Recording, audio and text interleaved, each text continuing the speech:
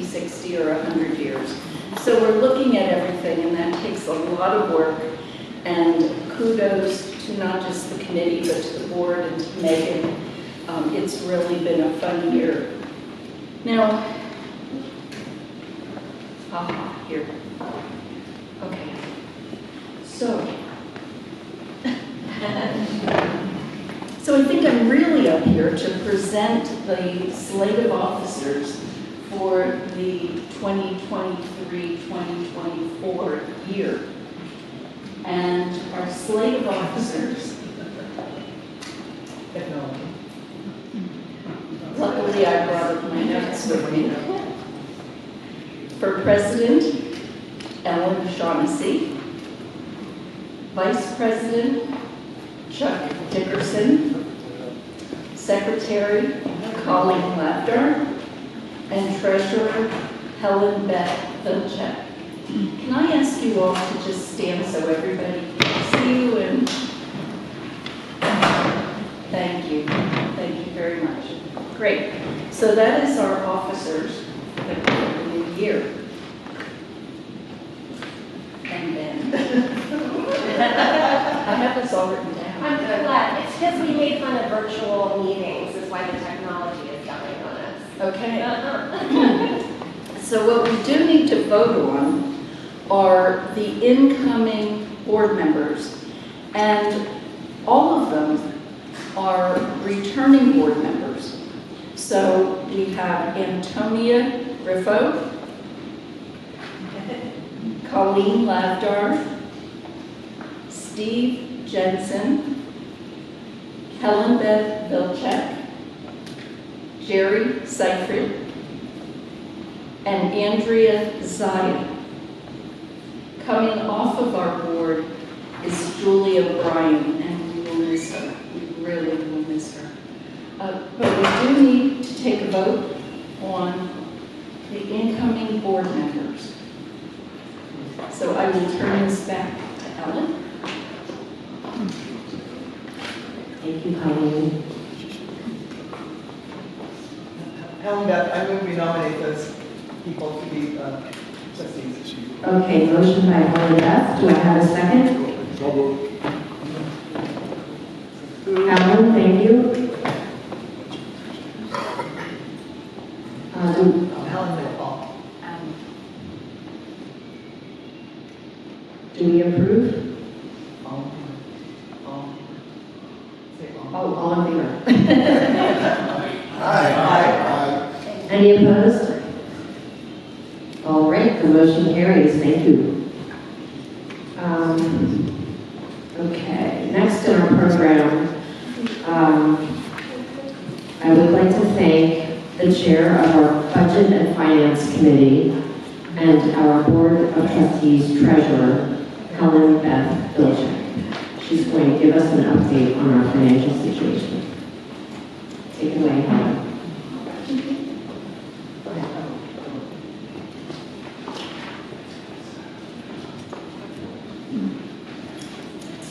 The books of the Northampton County Historical Genealogical Society were for the fiscal year ending December 2021 were audited by the accounting firm of Buckner Listic Company.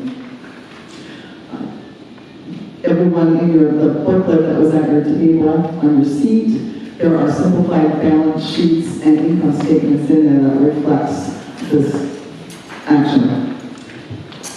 Net assets increased by $249,304 from the fiscal year ending 2020 to the fiscal year ending 2021. And we ended 2021 with $8,552,686 in net assets. And then, as I said, this simplified balance sheets and income statements are included in your pamphlet that you have at your seats there.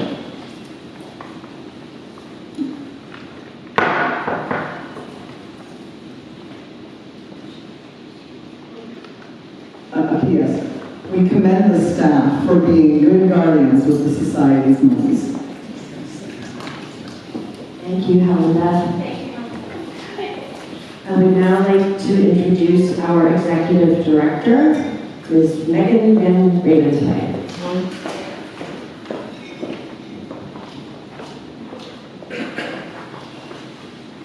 Thank you everyone for joining us. Neil, can you hear me okay in the back? Wonderful.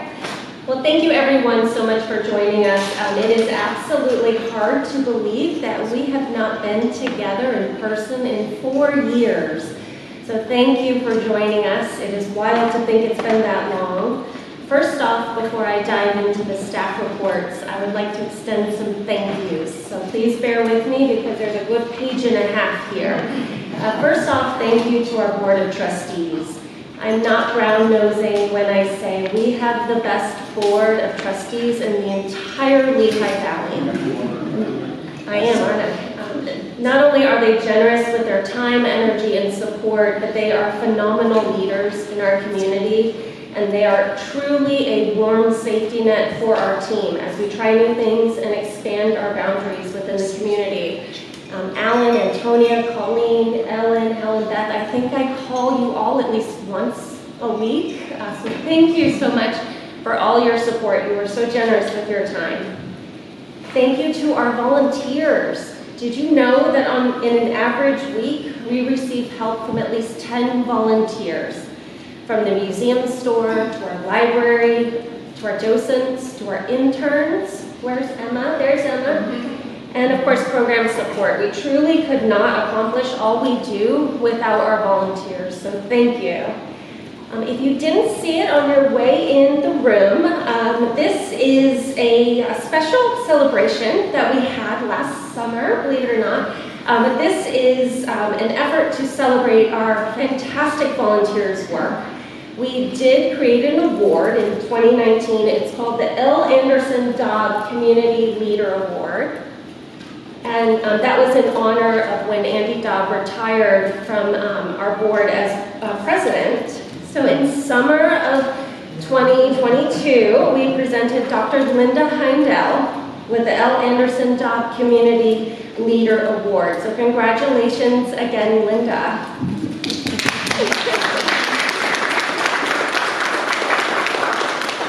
Such an incredible volunteer. She's taking minutes, and did you note that we thanked you in your own minutes? Thank you, Linda. And then a huge thank you to our team. Shortly, I'm going to present what a busy year we had last year, but I would like to introduce you all to the team. So if we could please stand, Andrew Glovis. Clapping is very appropriate. Ms. Beth Crumbles.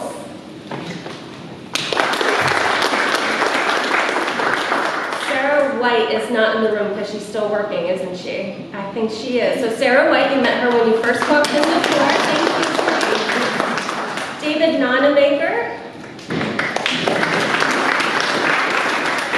Janet Ettinger is making an entrance as we speak. And Monica Bugby.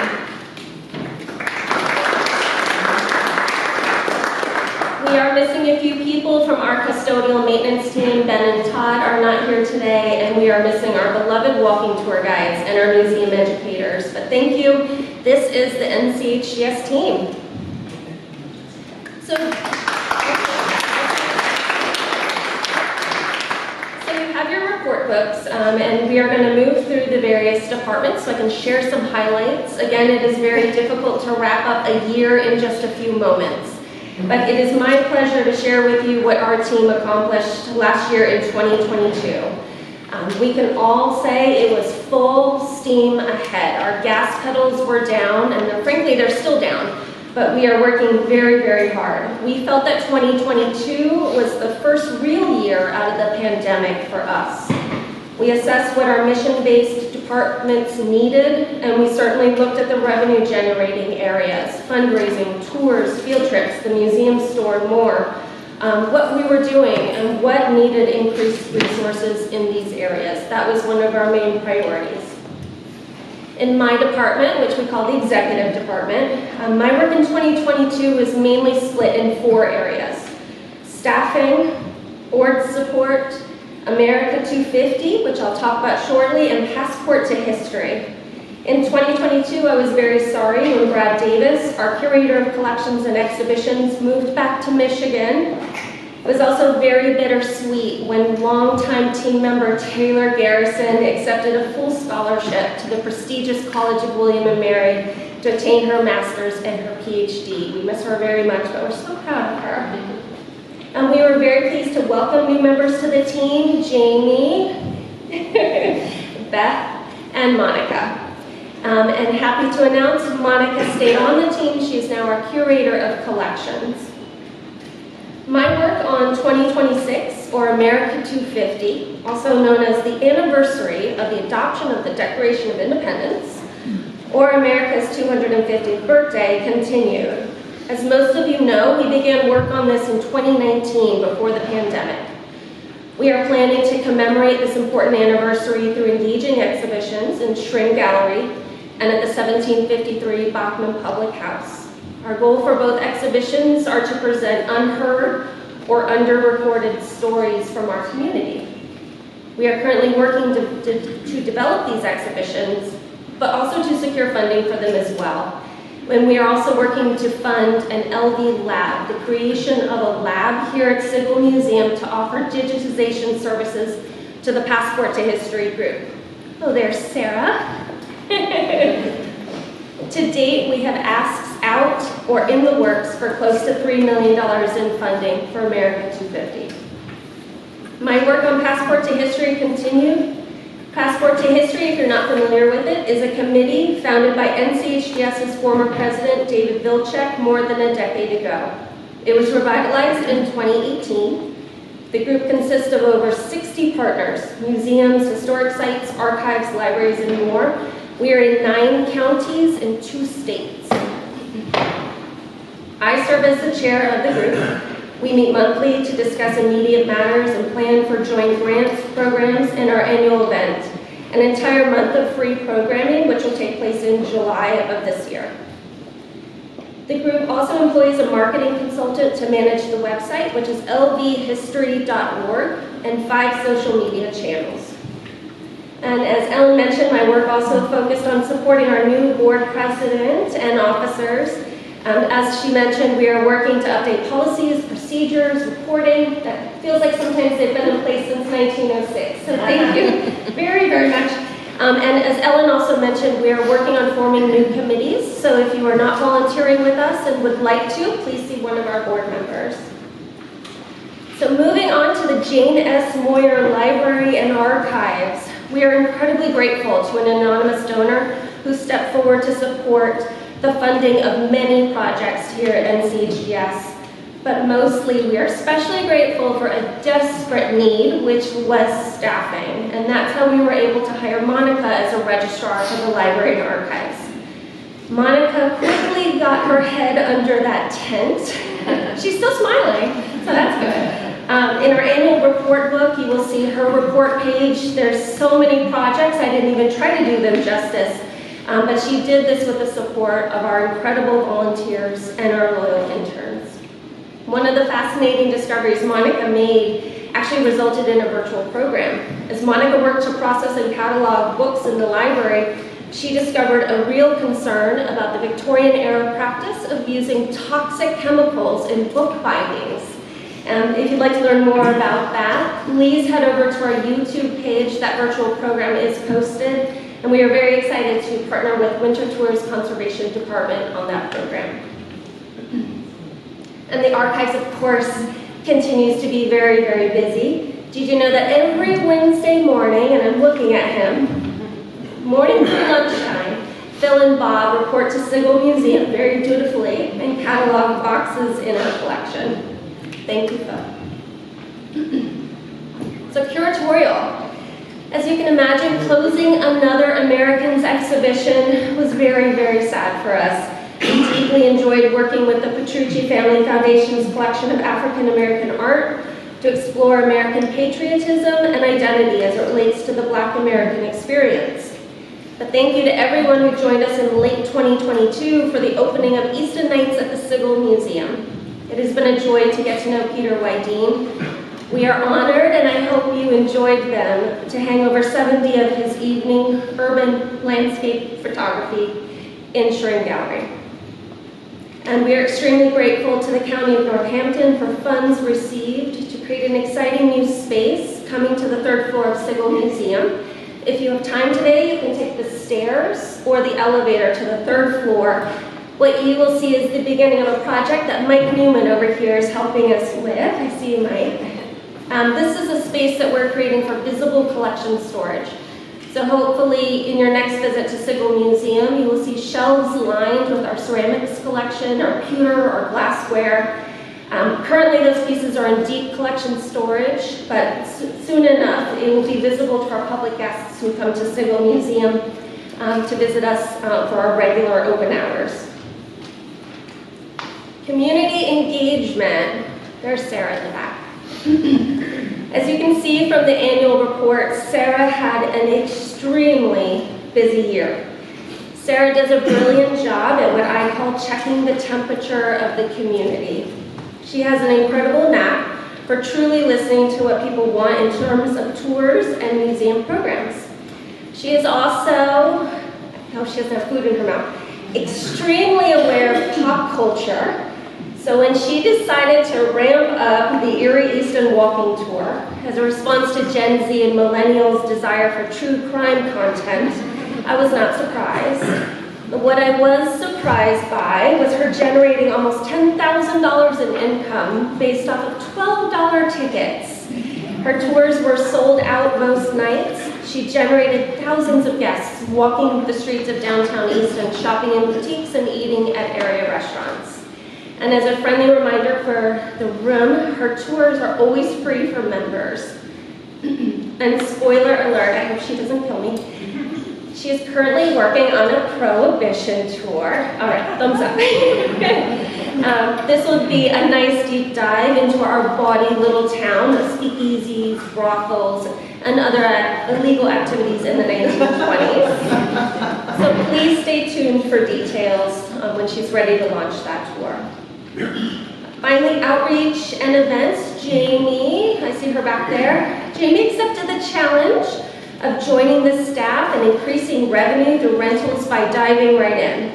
As you can imagine, renting the galleries in our historic structures for events just like this, birthday parties, weddings, etc., is an important source of income for us.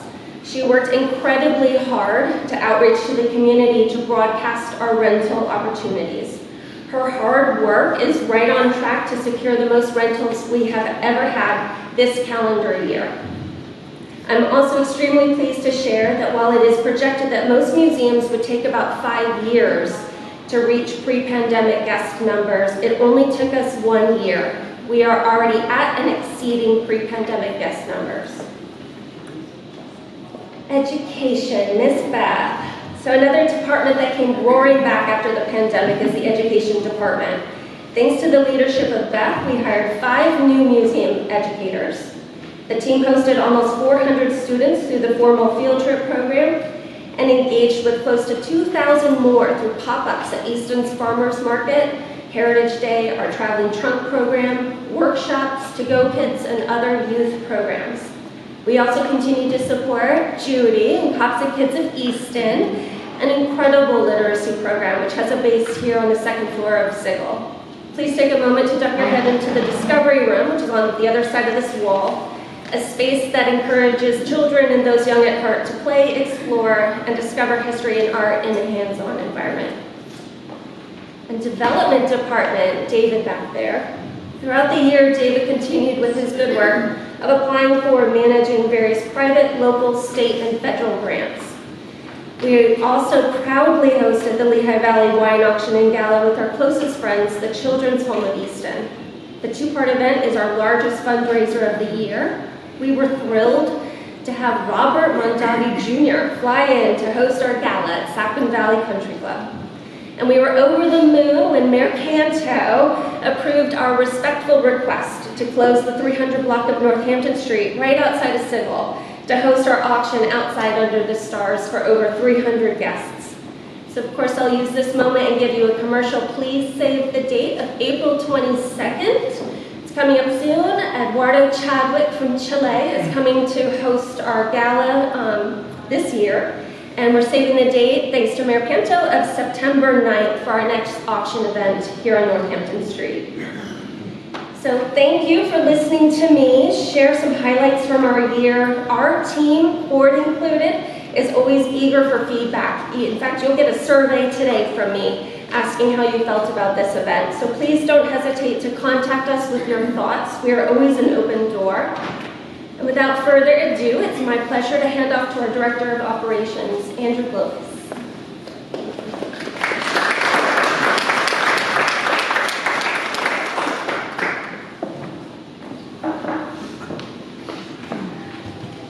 Good afternoon, everyone. Thank you, Megan. I'd like to start by thanking everyone again for continuing to support NCHGS through their membership, donation, volunteerism, advocation, and broad spectrum of talents. When we say none of the work we do is possible without the support of people like you in this room today and those who couldn't make it, we truthfully mean it. As Megan had mentioned, 2022 had been a little bit of a rebirth for NCHGS. After nearly 2 years of uncertainty, 2022 had brought the first real signs of growth for our organization since COVID. That is most notably demonstrated by NCHGS rebuilding a new, more dynamic than ever team. In April of 21, our staff was down to about 6 people, working a combined weekly average of 130 hours, which is slightly more than 3 full-time employees. When you look at the makeup, it was mostly administrative, keeping the ship afloat, sailing, but continually being strong. Sarah and our incredible volunteer corps were the only mission-based activities we had at that time. Over the rest of 21, we slowly rebuilt the team, and today we have 9 full or part-time staff members with over 240 hours weekly, to include 5 part-time museum educators that can be brought in for field trips and other outreach events as needed. We're also excited to potentially bring in a new full-time curator of exhibitions here at NCHGS in the next few weeks. These positions have allowed us to greatly expand our mission-based activities in a wide range of programs we're now offering as a direct result of that change. A generous anonymous donor funded the registrar for the Jane S. Moyer Library and Archives. That position was filled by the very talented Monica Bugby. As Megan mentioned, she completed several projects for us here at the museum, but most importantly laid the framework for our library collection to be fully searchable via the Easton Public Library digital catalog. At this time, we are working slowly to ensure the accuracy of the information before we hand it over for the complete digitization of that process. Additionally, grant funds as well as the anonymous gift also helped us purchase a book scanner for the Jane S. Moyer Library. The purpose of that scanner is to digitize frequently used materials to allow for researchers to access it remotely, as well as preserve our most precious books that are in critical condition, some which will need to be housed in closed enclosures to prevent further damage. A combination of Northampton County grants and, again, the anonymous gift allowed us to increase and modernize our video surveillance system here at the Sigel Museum. The system was designed to allow future growth as more funds come available. The system can be accessed remotely in the event of emergency, and in combination with our alarm system, fully secures the museum's collection. At the very top of this year, we replaced the nearly decade-old Red History Here banner that hung off the Sigel Museum's facade. Our new banner was redesigned using NCHGS's new brand in mind. If you haven't noticed it recently, the new banner says Sigel Museum, and at the bottom, NCHGS. This is going to aid curious pedestrians to find this beautiful structure and its contents. While the banner was being hung, we also replaced all the hardware to ensure it'll hang for many years to come. 2022 saw the close and prompt flip of NCHGS's largest changing exhibition space, the Schrin Gallery. At over 2,500 square feet, the space is large for a team twice our size. As our guest curator from the Petrucci Family Foundation, Claudia Volpe, former NCHGS curatorial intern, picked up her show, Another American's Autobiography, the NCHGS team got to work flipping the gallery. Holes patched and painted, temporary walls repaired and moved, all to fit the new exhibition. The large investment we had made in that space during the mandated shutdowns and slow periods of 20 and 21 created a beautiful backdrop for local photographer Peter Wydeen to display his incredible collection of over 70 photos from across the Lehigh Valley called Easton Nights. This exhibition makes out-of-town visitors and residents alike look twice at everyday places that we pass on a regular basis. With the help of former curator Bradley Davis, we launched an update to our permanent exhibition on the first floor, focused on the history of our Black community in Northampton County. The exhibition, funded by county as well as individual corporate donations, allowed us to make much-needed lighting and technical improvements to include a digital kiosk that allows the visitor to discover more than what's just on the walls. This exhibition also allows the visitors to hear stories from county residents, as well as the ability to stream our digital platform, Culture Connect, on a TV with a robust sound system, teaching large groups about the amazing contributions of this community. Grant funds, as well as other budgeted funds, which are largely comprised of dollars received directly from you, our members, and annual appeal donations, allowed NCHGS to purchase 4 beautiful display cases for use throughout the museum in various applications. It's also allowed us to custom build the visible storage system that Megan mentioned that will add 760 square feet worth of visual storage space in our 3rd floor lobby, which had been underutilized for years. This project not only gives us more storage space here at the Signal Museum, but more importantly, it helps us to move important collection pieces out of the Mike Zalilick House into a more controlled environment, allowing the staff better access, giving the public more opportunity, and keep these positions in an adequate display space here at the museum. The same premise of visible storage has also inspired us to make use of our wall space throughout the museum.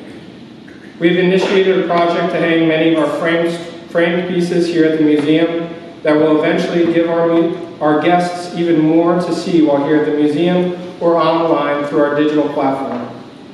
Our largest and most costly project that I have completed here in my 6 years has finally come to an end in 2022. I'm proud to say that with the support of state, county, private funders, donors, our membership, and the city of Easton, we were able to replace the period-correct cedar-shaped roof on the Bachman Tavern. It was a doozy. This project, with a price tag of over $140,000, had several pandemic setbacks, but the building is now in prime condition to host visitors for years to come. The Mike Zalilick House had a structural analysis conducted in December of 22, giving it a clean bill of health. This building is home to an enormous portion of our collection, and this news comes at a crucial time. In 2023, we'll be working vigorously to organize and inventory that collection that's housed in this structure and had served as the headquarters of our organization for many years. The Nicholas House, which had the attention of staff on several instances, providing thorough cleaning and assessment of the building's needs, were conducted in 2022. While it did not receive any major updates, we're slowly bringing the structure back to life. This past year, it welcomed over 100 guests on Heritage Day alone. Generous funds from the Kenneth and Lois Kressler Foundation, provided via the Lehigh Valley Community Foundation, allowed NCHGS to bring professional landscapers in to maintain the historic Kressler Garden that sits on 4th Street, next to the Parsons Taylor House. This garden is open for the public to sit and enjoy regionally and historically appropriate plantings throughout the year. I'd like to thank you all again for your support this and every year, as I hope you're excited as I am to see what NCHGS can do in our 117th year as an organization. I'll now pass the microphone back to Ellen Shaughnessy, Board President.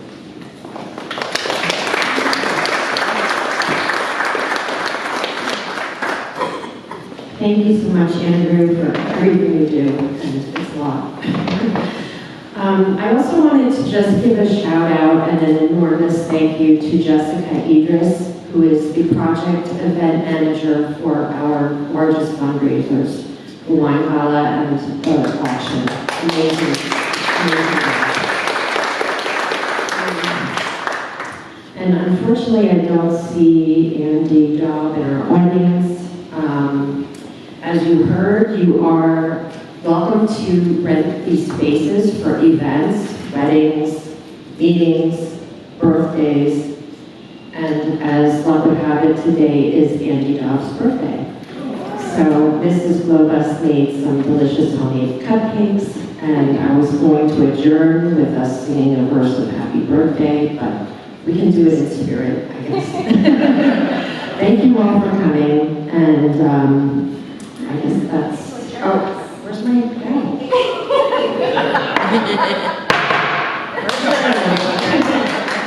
Thank you for coming.